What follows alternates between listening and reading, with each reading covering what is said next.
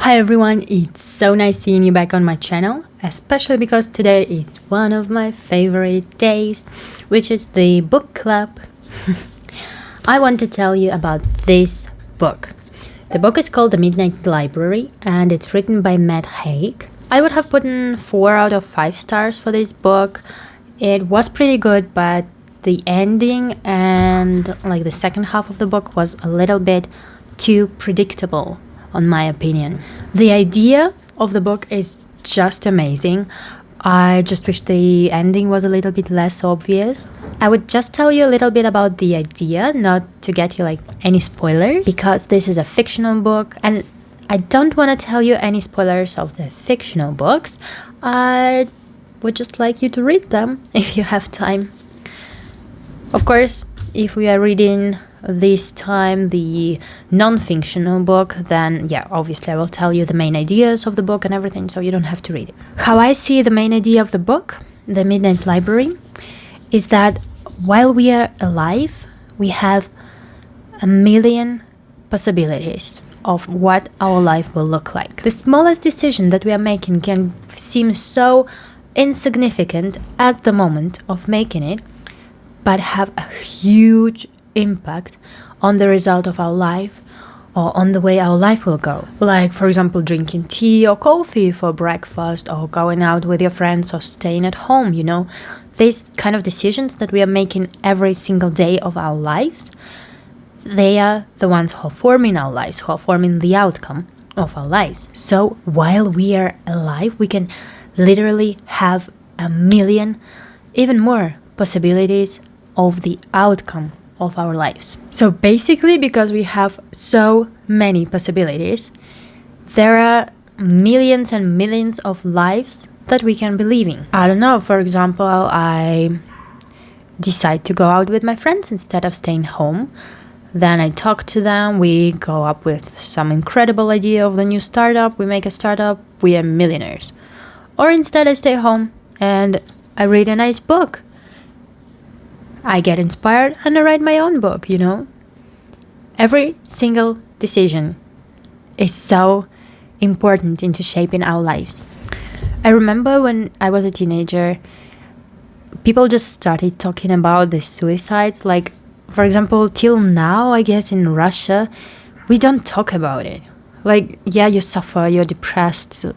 We don't talk about it. You have to hide it. You have to show only your hard part to the world. You cannot go to the therapist. You cannot say that you have thoughts of the suicide. You cannot say that you are not happy with your life, You just cannot do it because it's not something that a person in a society can do. And I remember that after we had a lesson about the suicides and what can happen in the teenage life that can lead to this kind of outcome, my mom used to always say to me that while you're alive, you can fix it. I didn't understand it at that moment because, you're a teenager, you literally sometimes a drama queen, and you think, well, no, mom, this is definitely unfixable. This is the end, But I do understand her now. And later in my life, after the teenage years, when I got into a rough part of my life, I understood that she was right. She was right about it, and actually, just because I stayed alive, I could have changed my life. I met an amazing man, got a family, moved to another country, started a YouTube channel. Just because I remembered my mom's advice that while you're alive, everything can be fixed. I remember in my younger years, there were a lot of difficult periods, like everybody else have in their lives. And I did think about suicide almost daily. It seemed a pretty good option. But I never did it. I never went through it because I had this wonder in me, what if? What if the next day, the next year, the next second, the next hour, my life will change and will become amazing and I will just not be there to see it, For example, when I was in that kind of not even relationship, you can call it relationship. I was just very controlled and influenced by one particular person that was screwing up my life completely. And I thought, well, cannot do anything. Like I like dying is the only option, because like there is nothing I can do. And then I was thinking, no, but what if I will go like to the street to buy some bread, and I will meet someone and I will fall in love, and this person is going to help me to build my life back, you know, which eventually happened. But, you know, it just was always this, what if I miss seeing my life becoming amazing, you know? And I remember that I was also like dreaming about this device that can show you, for example, your future. Like, oh, what am I going to be in 5 years? Because, you know, like you're depressed, you're sad, you're thinking about taking your life. And then you have this device and it shows you that like in 5 years you have a family, children, you have a wonderful job, a house or whatever.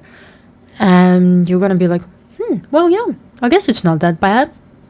I can go through. If this is my future, I can go through. So yeah, I was really thinking about this device and how cool it would be to have one. Or for example, the device that shows you like, oh, okay, I'm going to make this decision and this is going to be the outcome. Or if I make this decision, that is going to be the outcome. That would be just the coolest device in the universe.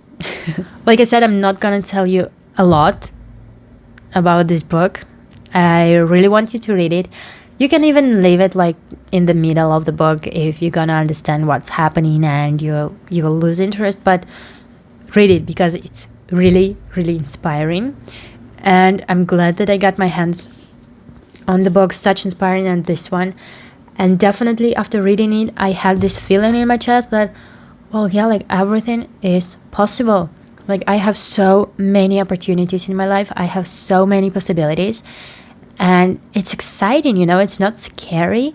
It's on the contrary, very exciting. Like I'm excited to see where my life will go. I'm excited to see my children growing up and what are they going to become.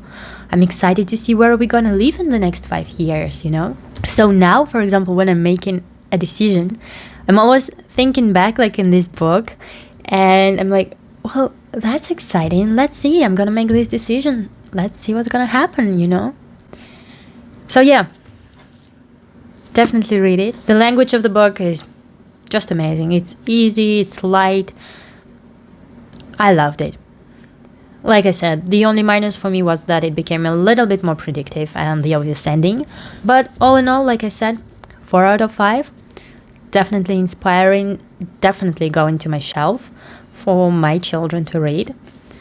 And yeah, if you already read this book, don't forget to tell me your opinion in the comments.